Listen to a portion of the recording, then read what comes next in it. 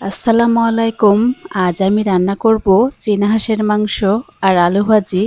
এখানে রাইস কুকারে অলরেডি ভাত হচ্ছে আর আমি কড়াইতে দিয়েছি লবণ, হলুদ, জিরা, আদা, রাঁধুনি, পেঁয়াজ, রসুন। এই মশলাগুলো দিয়ে আমি খুব সুন্দরভাবে কষিয়ে নিচ্ছি। চীনা হাঁসের মাংস কার কার পছন্দ জানাবেন। এই যে চীনা হাঁসের মাংসগুলো আমি দিয়ে খুব সুন্দরভাবে নাড়াচাড়া করে নিচ্ছি। আর অন্য পাশে আমি আলু ভাজি করে নিব। তো এখানে একটু সামান্য পরিমাণে পানি দিয়ে একটু সুন্দরভাবে কষিয়ে নিব। আমি আলু ভাজি করার জন্য আলু ভাজিতে একটু কাঁচামরিচ আর পেঁয়াজের কুচিটা একটু বেশি দেব। এই দেখুন অন্য চুলায় আমি তেল দিয়ে দিচ্ছি আলু ভাজির জন্য। তো আলু ভাজি করার আগে আমি মাংসের যে আলু দিব সে আলুগুলো খুব সুন্দরভাবে ভেজে নিব। এখানে লবণ, হলুদ দিয়ে একটু নাড়াচাড়া করে দেন আমি ভেজে নিব।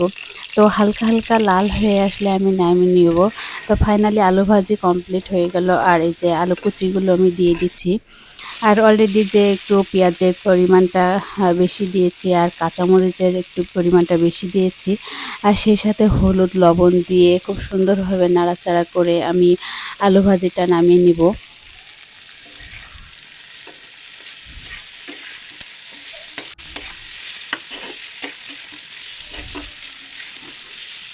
আর এদিকে দেখুন মাংসের একটা সুন্দর ফ্লেভার ছাড়ছে, অসাধারণ একটা ঘ্রাণ।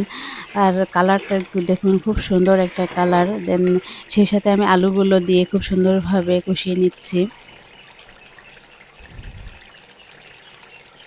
এই হচ্ছে মাংসের ফাইনাল লুক। তো আমি এখন খেতে বসছি। আর আমার ভিডিওটি ভালো লাগলে লাইক, কমেন্ট, শেয়ার ও ফলো করতে ভুলবেন না। কষ্ট করে ভিডিওটি দেখার জন্য ধন্যবাদ। ভালো থাকবেন, সুস্থ থাকবেন। আল্লাহ হাফেজ।